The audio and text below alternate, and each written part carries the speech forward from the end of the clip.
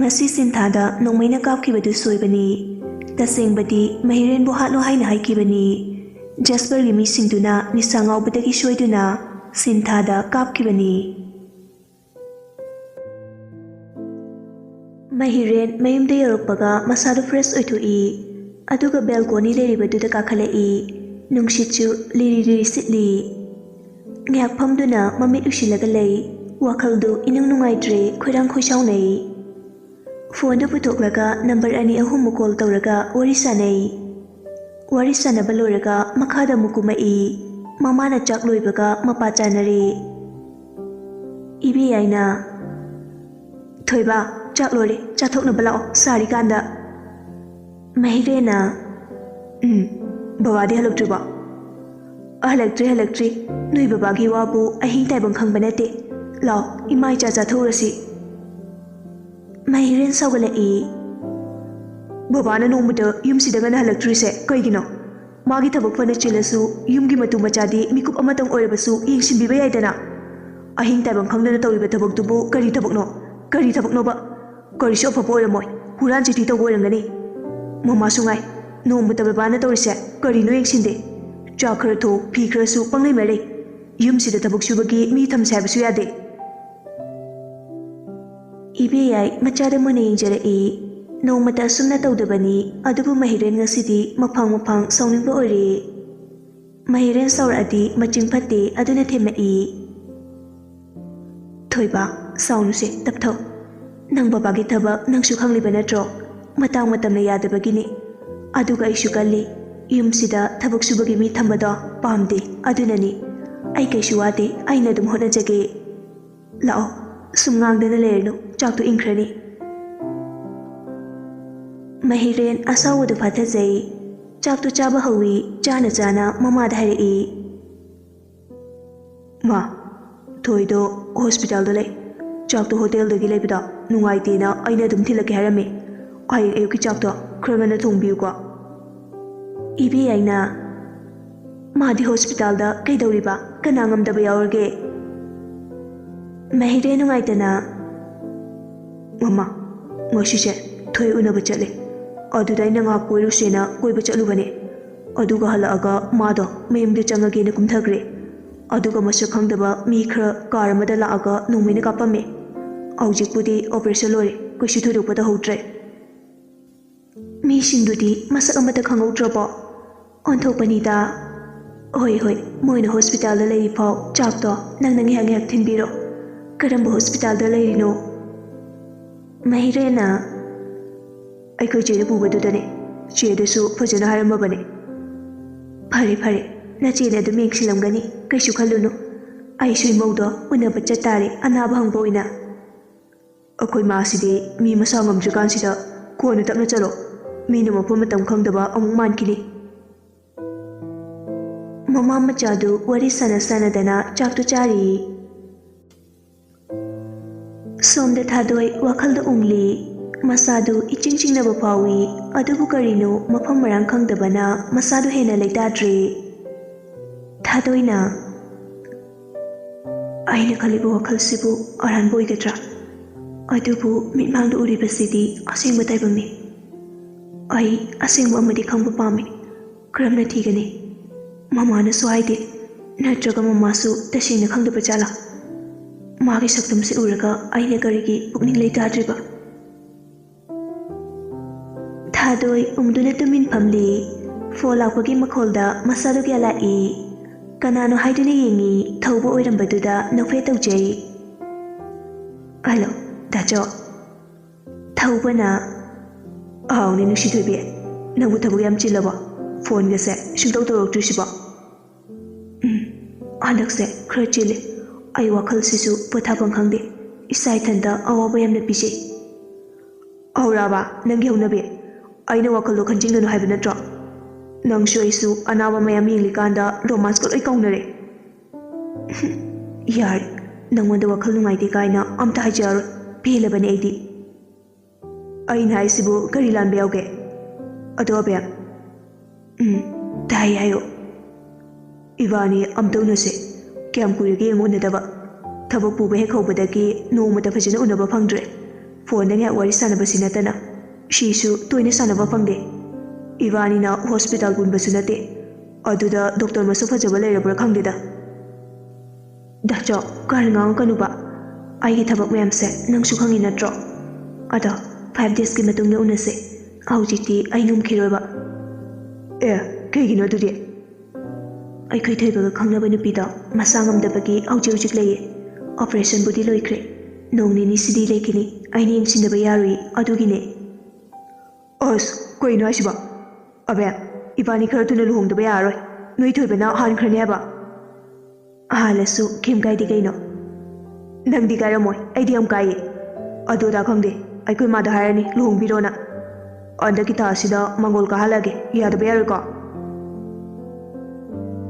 ꯑꯅꯤꯗꯣ ꯉꯥꯏꯍꯥꯛ ꯋꯥꯔꯤ ꯁꯥꯟꯅꯔꯒ ꯐꯣꯟꯗꯣ ꯊꯝꯅꯈ꯭ꯔꯦ ꯅꯣꯡ ꯅꯤꯅꯤ ꯍꯧꯈ꯭ꯔꯦ ꯑꯦꯂꯦꯛꯁꯁꯨ ꯍꯣꯁꯄꯤꯇꯥꯜꯗ ꯁꯤꯟꯊꯥ ꯁꯦꯟꯅꯔꯒ ꯂꯩꯔꯦ ꯁ꯭ꯀꯨꯜꯁꯨ ꯄ꯭ꯔꯤꯟꯁꯤꯄꯥꯜꯗ ꯍꯥꯏꯅꯔꯒ ꯅꯨꯃꯤꯠ ꯈꯔ ꯁꯨꯇꯤ ꯂꯧꯔꯦ ꯁꯤꯟꯊꯥꯁꯨ ꯆꯞ ꯃꯥꯟꯅꯩ ꯍꯣꯁꯄꯤꯇꯥꯜꯗ ꯂꯩꯔꯤꯐꯥꯎ ꯃꯍꯤꯔꯦꯅ ꯑꯌꯨꯛꯀꯤ ꯅꯨꯡꯗꯥꯡꯒꯤ ꯆꯥꯅꯕ ꯆꯥꯛ ꯑꯗꯨꯝ ꯊꯤꯜꯂꯛꯏ ꯑꯇꯩ ꯄꯣꯠ ꯆꯩ ꯑꯋꯥꯠ ꯑꯄꯥ ꯂꯣꯏꯅ ꯌꯦꯡꯁꯤꯜꯂꯤ ꯑꯦꯂꯦꯛꯁ ꯈꯔꯗꯤ ꯅꯨꯡꯉꯥꯏꯖꯗꯦ ꯁꯤꯟꯊꯥꯒ ꯈꯪꯅꯕꯅꯤ ꯍꯥꯏꯕꯗꯨꯗ ꯑꯗꯨꯕꯨ ꯀꯔꯤꯗꯤ ꯍꯥꯏꯔꯨꯅꯤ ꯀꯩꯁꯨ ꯈꯟꯗꯕ ꯁꯥꯔꯒ ꯇꯨꯃꯤꯟꯅ ꯑꯗꯨꯝ ꯂꯩ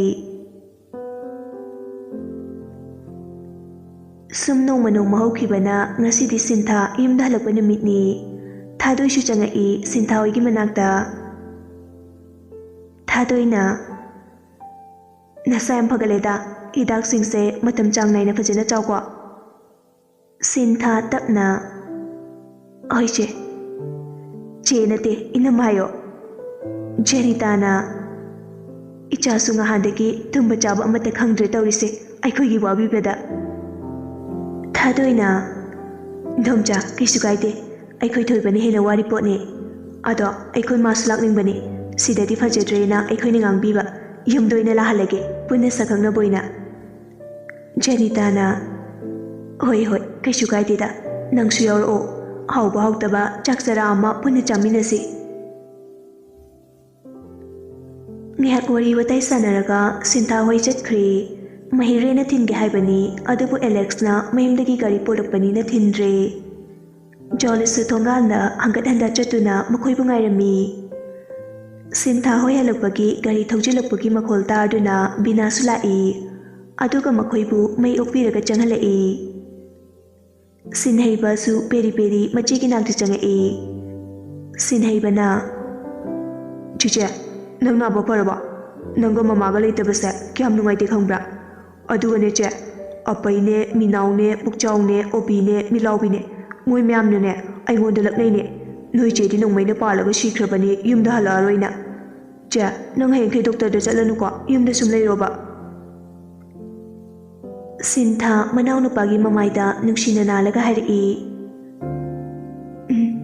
ꯆꯦ ꯅꯥꯕ ꯐꯔꯦ ꯀꯩꯁꯨ ꯇꯧꯗ꯭ꯔꯦ ꯑꯩꯁꯨ ꯅꯪ ꯎꯗꯕꯗꯣ ꯌꯥꯝ ꯅꯨꯡꯉꯥꯏꯇꯦ ꯃꯣꯏ ꯃꯌꯥꯝꯅ ꯐꯥꯒꯤ ꯇꯧꯔꯤꯅꯦ ꯑꯗꯨꯅꯦꯕ ꯑꯦꯂꯦꯛꯁꯀꯤ ꯃꯅꯥꯛꯇ ꯑꯃꯨꯛ ꯆꯪꯉꯤ ꯗꯥꯕꯣ ꯅꯪ ꯂꯩꯇꯕꯒꯤ ꯑꯩ ꯕꯣꯜ ꯁꯥꯟꯅꯕ ꯊꯣꯛꯇ꯭ꯔꯦꯉꯣ ꯑꯗꯣ ꯍꯌꯦꯡꯗꯒꯤ ꯁꯥꯟꯅꯔꯁꯤꯀꯣ ꯑꯦꯂꯦꯛꯁꯅ ꯍꯣꯏ ꯁꯥꯟꯅꯔꯗꯕꯅꯦ ꯂꯥꯛꯑꯣ ꯑꯁꯤ ꯕꯦꯛ ꯃꯆꯥꯁꯦ ꯄꯨꯁꯤꯜꯂꯛꯑꯣ ꯖꯦꯅꯤꯇꯥꯅ ꯏꯃꯨꯡꯗ ꯄꯨꯁꯤꯟꯕ ꯅꯨꯡꯉꯥꯏꯇ꯭ꯔꯦ ꯃꯥꯡꯒꯣꯟꯁꯤꯗ ꯄꯨꯟꯅ ꯊꯝꯂꯁꯤ ꯍꯌꯦꯡ ꯑꯩ ꯁꯨꯔꯒꯦ ꯑꯦꯂꯦꯛꯁꯁꯨ ꯄꯣꯠ ꯆꯩ ꯃꯌꯥꯝꯗꯨ ꯃꯥꯡꯒꯣꯜꯗ ꯂꯣꯏꯅ ꯊꯥꯡꯖꯤꯜꯂꯤ ꯁꯤꯟꯊꯥꯁꯨ ꯏꯃꯨꯡꯗ ꯆꯪꯈ꯭ꯔꯦ ꯑꯦꯂꯦꯛꯁꯅ ꯏꯃꯥ ꯑꯩ ꯆꯠꯂꯒꯦ ꯏꯔꯨꯝꯗ ꯁꯦꯡꯅ ꯂꯨꯖꯧꯈꯤꯒꯦ ꯑꯗꯨꯒ ꯂꯥꯛꯀꯦ ꯏꯁꯥꯁꯦ ꯌꯥꯗ꯭ꯔꯦ ꯃꯅꯝ ꯑꯃ ꯅꯝꯃꯦ ꯖꯦꯅꯤꯇꯥ ꯅꯣꯛꯂꯒ ꯊꯤꯗ ꯑꯉꯥꯎꯕꯁꯤꯗꯤ ꯆꯠꯂꯣ ꯂꯨꯖꯔꯨꯔꯣ ꯅꯨꯃꯤꯗꯥꯡ ꯆꯥꯛꯇꯣ ꯑꯩꯈꯣꯏꯗ ꯆꯥꯔꯁꯤ ꯂꯨꯖꯕ ꯂꯣꯏꯔꯒ ꯉꯥꯗꯣ ꯑꯕꯨꯡꯒ ꯅꯕꯥꯅꯤ ꯂꯩꯔꯨꯅꯕ ꯂꯥꯛꯑꯣ ꯏꯆꯦꯒꯤ ꯏꯇꯩꯒꯁꯨ ꯄꯨꯟꯅ ꯆꯥꯔꯁꯤ ꯕꯤꯅꯥꯅ ꯍꯣꯏ ꯆꯥꯊꯣꯛꯁꯤꯉꯥꯏ ꯑꯩꯈꯣꯏꯁꯨ ꯉꯍꯥꯟꯗꯒꯤ ꯆꯥꯔꯝ ꯊꯧꯔꯝ ꯑꯃꯠꯇ ꯈꯪꯕ ꯅꯠꯇꯦ ꯉꯥꯗꯣ ꯑꯩ ꯂꯩꯍꯜꯂꯨꯔꯒꯦ ꯖꯦꯅꯤꯇꯥꯅ ꯌꯥꯅꯤ ꯏꯆꯦ ꯑꯩꯈꯣꯏ ꯂꯩꯒꯦ ꯌꯥꯔꯣꯏ ꯅꯪꯁꯨ ꯅꯁꯥꯗꯣ ꯏꯔꯨꯖꯊꯣꯛꯎꯔꯣ ꯑꯩꯁꯨ ꯊꯕꯛ ꯈꯔ ꯂꯣꯏꯁꯤꯜꯂꯨꯈꯤꯒꯦ ꯆꯠꯂꯦ ꯑꯗꯨꯒ ꯂꯥꯛꯑꯒꯦ ꯕꯤꯅꯥ ꯑꯗꯨ ꯍꯥꯏꯔꯝꯂꯒ ꯆꯠꯈ꯭ꯔꯦ ꯖꯦꯅꯤꯇꯥꯁꯨ ꯊꯕꯛ ꯈꯔ ꯂꯣꯏꯁꯤꯜꯂꯒ ꯏꯔꯨꯖꯕ ꯆꯪꯈ꯭ꯔꯦ ꯁꯤꯟꯊꯥ ꯐꯃꯨꯡꯗ ꯍꯤꯞꯂꯤ ꯃꯍꯤꯔꯦꯅ ꯌꯨꯝ ꯌꯧꯕꯒ ꯍꯥꯏꯔꯛꯎ ꯍꯥꯏꯕꯗꯨ ꯅꯤꯡꯁꯤꯡꯂꯛꯏ ꯐꯣꯟꯗꯨ ꯄꯨꯊꯣꯛꯂꯒ ꯇꯧꯏ ꯍꯦꯛ ꯇꯧꯕꯒ ꯑꯗꯨꯝ ꯄꯥꯏꯈꯠꯂꯛꯏ Thoy, yum yoraba. Sinthana. Yauri, ngaptang oiri. Oh, fare fare. I should call Dorky Dormine. Adu Thoy, nang the dabu song bra. Numita, I la drabadi, nanga to mind Doromoy. The dasum numaiti. Adubu I lame the toy. Dada, I don't mind Hagano. I kill I booked the asum to a tambagini. Ada, I tell lady, Nanga Pishalo happy adrida, Kagino. Itu lang by Pishadi, I never put Patabani. Adu give a mulona kitra upon we. Adu Ersu, Pishada, Yamale Habanida. Pishadi, Talagapangi. Adubu Egi Toidi Pangwe. Pishadi Gainamo Manyamba, Nang Mangadi, Kamaidone. Ada, no Nini Lega, Mamalakan Habane. I yak Jongsina, Tabang Sitaki Mankrabasu. I get how I demangwe.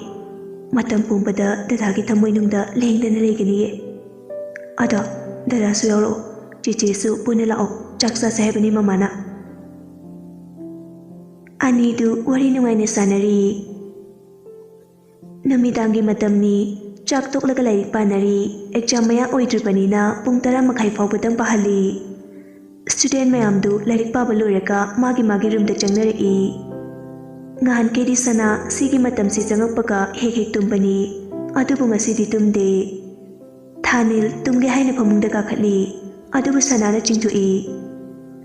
Shanana Koiduna Tumdugi Toiduba, Wasaki Hainaki, Tumbayar, Pamushida.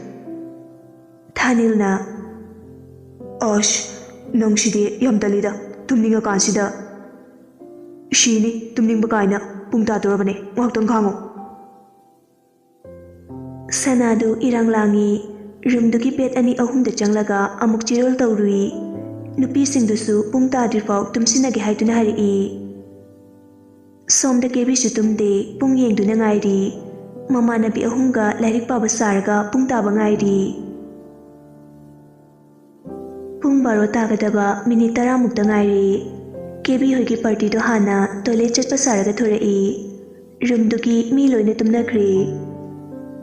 Shom de susana nupi ani ahum do hudoi. Loina fufuk hawatnarai. Pung thengabanina loina tumnakre. Thanil ga punna moi manga room do dagi tapna thorai. Adubu priyadi mamit usilabasu tumde. Gya loina tai moina taunariba mayamdu loina khangi.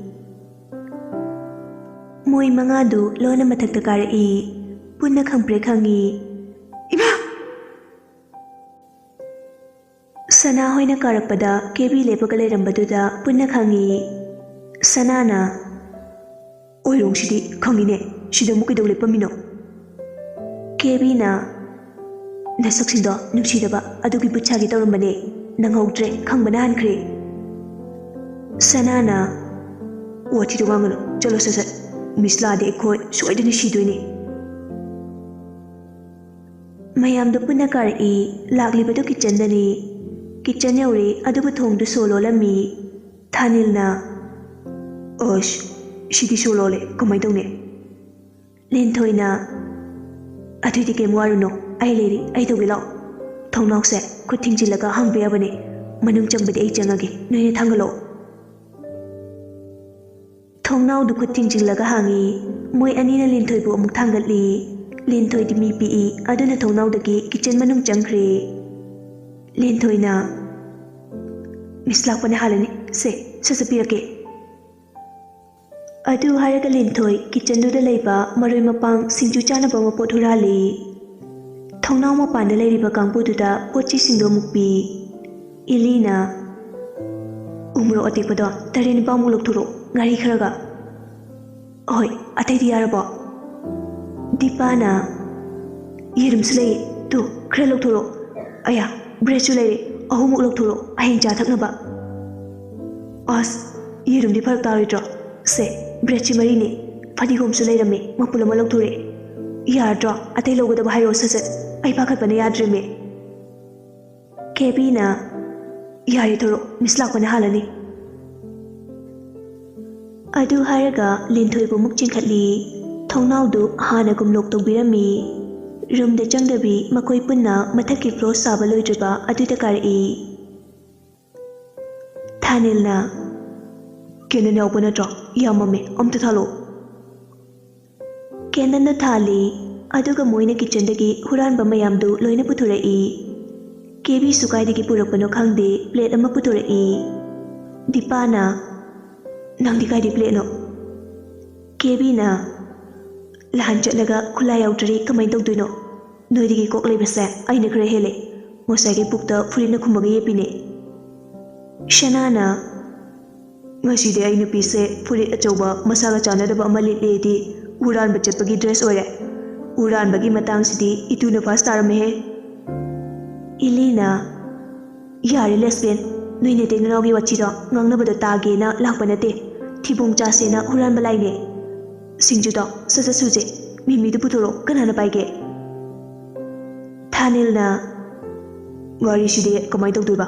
ꯃꯩꯁꯨ ꯂꯥꯛꯇꯦ꯫ ꯂꯤꯟꯊꯣꯏꯅ, ꯌꯥꯅꯤ, ꯑꯩ ꯇꯧꯒꯦ꯫ ꯑꯗꯨ ꯍꯥꯏꯔꯒ ꯂꯤꯟꯊꯣꯏ ꯀꯦꯟꯗꯜꯒꯤ ꯃꯩꯗꯨꯗ ꯉꯥꯔꯤꯗꯨ ꯑꯃꯃꯝ ꯂꯧꯏ꯫ ꯁꯨꯅꯤꯅ, ꯑꯄꯤꯛꯄ ꯃꯤ ꯂꯥꯏꯗꯦꯗ, ꯆꯨꯝꯃꯤꯗꯅ, ꯉꯝꯗꯕ ꯑꯝꯇ ꯍꯦꯛ ꯂꯩꯇꯦꯃꯦ꯫ ꯑꯁ, ꯉꯥꯔꯤ ꯂꯧꯕꯩ ꯃꯅꯝꯁꯦ ꯀꯃꯥꯏꯅ ꯇꯧꯅꯤ? ꯃꯤꯁꯇꯨꯕꯨ ꯑꯃꯨꯛ ꯃꯅꯝ ꯅꯝꯃꯝꯗꯅꯀꯣ, ꯉꯁꯤ ꯑꯩꯈꯣꯏ ꯁꯣꯏꯔꯣꯏ꯫ ꯑꯃꯅ ꯀꯣꯕꯤ ꯁꯣꯏꯔꯤ, ꯑꯃꯅ ꯉꯥꯔꯤ ꯃꯣꯔꯣꯛ ꯃꯦꯠꯂꯤ, ꯑꯃꯅ ꯃꯤꯃꯤꯁꯤꯡꯗꯨ ꯁꯦꯒꯥꯏꯔꯤ, ꯑꯃꯅ ꯃꯔꯣꯏ ꯃꯜꯂꯤ, ꯆꯥꯝꯕ ꯆꯥꯝꯗꯕ ꯃꯊꯣꯡ ꯑꯃꯠꯇ ꯈꯪꯕ ꯅꯠꯇꯦ, ꯄꯪꯍꯥꯞꯇ ꯍꯥꯞꯆꯤꯜꯂꯤ, ꯄꯪꯁꯣꯏꯗ ꯁꯣꯏꯖꯤꯜꯂꯤ꯫ ꯑꯍꯤꯡ ꯅꯣꯡꯌꯥꯏꯁꯤꯗ ꯀꯌꯥꯗ ꯃꯊꯣꯡ ꯆꯥꯗ꯭ꯔꯤꯕꯅꯣ, ꯕꯣꯔꯗꯤꯡꯒꯤ ꯀꯤꯆꯟꯗꯒꯤ ꯄꯣꯠ ꯍꯨꯔꯥꯜꯂꯒ ꯁꯤꯡꯖꯨ ꯆꯥꯔꯤꯕꯅꯤ꯫ ꯁꯤꯡꯖꯨꯗꯨ ꯇꯣꯠꯄ ꯂꯣꯏꯔꯦ, ꯃꯌꯥꯝꯗꯨ ꯀꯣꯏꯁꯤꯜꯂꯒ ꯆꯥꯕ ꯍꯧꯏ꯫ ꯂꯤꯟꯊꯣꯏꯅ, ꯚꯥ, ꯈꯨꯍꯥꯎꯁꯦ, ꯑꯩꯒꯤ ꯈꯨꯠꯅ ꯇꯣꯠꯄꯩꯔ ꯈꯪꯗꯦ꯫ ꯁꯅꯥꯅ, ꯅꯠꯇꯦ, ꯍꯨꯔꯥꯟꯕ ꯑꯣꯏꯕꯒꯤꯅꯦ꯫ ꯍꯨꯔꯥꯜꯂꯒ ꯆꯥꯕꯁꯦ ꯌꯥꯝ ꯍꯥꯎꯕꯅꯦ꯫ ꯁꯇꯔꯗꯦ ꯈꯨꯗꯤꯡꯒꯤ ꯁꯨꯃꯥꯏꯅ ꯍꯨꯔꯥꯜꯂꯒ ꯆꯥꯁꯦ꯫ ꯑꯍꯤꯡ ꯇꯨꯝꯗ꯭ꯔꯁꯨ ꯍꯌꯦꯡ ꯁꯟꯗꯦꯅꯤꯅ ꯊꯦꯡꯅ ꯍꯧꯒꯠꯄ ꯌꯥꯔꯦꯗꯅ꯫ ꯃꯌꯥꯝꯗꯨ ꯅꯣꯛꯏ, ꯃꯤ ꯇꯥꯈꯤꯅꯤ ꯍꯥꯏꯅ ꯃꯆꯤꯟꯗꯣ ꯑꯃꯨꯛ ꯈꯨꯝꯂꯒ ꯂꯣꯟꯅ ꯅꯣꯛꯅꯔꯤ꯫ ꯁꯤꯡꯖꯨ ꯆꯥꯕ ꯂꯣꯏꯔꯗꯨꯅ ꯃꯌꯥꯝꯗꯨ ꯇꯞꯅ ꯇꯞꯅ ꯃꯥꯒꯤ ꯔꯨꯝꯗ ꯂꯥꯛꯅꯩ꯫ ꯄꯨꯡ 1 ꯇꯥꯗꯧꯔꯕꯅꯤ, ꯃꯤꯅꯤꯠ 5ꯃꯨꯛꯇ ꯉꯥꯏꯔꯤ꯫ ꯊꯥꯅꯤꯜ ꯍꯣꯏꯁꯨ ꯇꯞꯅ ꯔꯨꯝꯗ ꯆꯪꯉꯛꯏ, ꯑꯗꯨꯒ ꯐꯃꯨꯡꯗ ꯀꯥꯈꯠꯈ꯭ꯔꯦ꯫ ꯄ꯭ꯔꯤꯌꯥꯗꯤ ꯍꯧꯖꯤꯛꯐꯥꯎ ꯇꯨꯝꯃꯝꯗ꯭ꯔꯤ, ꯊꯥꯅꯤꯜꯗ ꯁꯥꯎꯅꯤꯡꯅ ꯌꯦꯡꯉꯤ꯫ ꯑꯗꯨꯕꯨ ꯊꯥꯅꯤꯜꯗꯤ ꯐꯩꯖꯨꯞ ꯆꯤꯡꯈꯠꯂꯒ ꯇꯨꯝꯈ꯭ꯔꯦ꯫ ꯃꯊꯪꯒꯤ ꯅꯨꯃꯤꯠꯅꯤ, ꯃꯇꯥꯔꯣꯏ ꯃꯌꯥꯝꯗꯨ ꯁꯟꯗꯦ ꯑꯣꯏꯕꯗꯨꯗ ꯄꯨꯟꯅ ꯁꯤꯟꯊꯥ ꯍꯣꯏꯗ ꯂꯥꯛꯏ꯫ ꯖꯦꯅꯤꯇꯥꯅ, ꯏꯆꯥ ꯃꯌꯥꯝ ꯂꯥꯛꯏꯗꯅ, ꯂꯥꯛꯑꯣ ꯆꯪꯉꯣ꯫ ꯚꯦꯂꯦꯟꯅ, ꯍꯣꯏ ꯏꯃꯥ, ꯑꯩꯈꯣꯏ ꯄꯨꯂꯞ ꯍꯧꯅꯔꯒ ꯂꯥꯛꯑꯕ꯫ ꯖꯦꯅꯤꯇꯥꯅ, ꯑꯌꯨꯛꯇ ꯂꯥꯛꯄ ꯌꯥꯗ꯭ꯔꯣ ꯅꯣꯏꯕꯣ, ꯆꯥꯛ ꯆꯥꯅꯕ? ꯊꯣꯏꯁꯨ ꯃꯥꯒꯤ ꯀꯥꯗ ꯂꯩꯍꯧꯕꯅꯦ, ꯆꯪꯉꯣ꯫ ꯑꯌꯨꯛꯇ ꯂꯥꯛꯀꯦ ꯇꯧꯕꯅꯦ, ꯁꯨꯁꯃꯥꯁꯦ ꯐꯔꯛ ꯇꯥꯔꯕ, ꯑꯗꯨꯒꯤ ꯅꯨꯡꯊꯤꯜꯗ ꯑꯣꯏꯅ ꯂꯥꯛꯑꯕ꯫ ꯏꯃꯥꯁꯨ ꯆꯪꯉꯣ, ꯑꯆꯥꯄꯣꯠ ꯂꯩꯔꯛꯑꯦ, ꯆꯥꯁꯦ꯫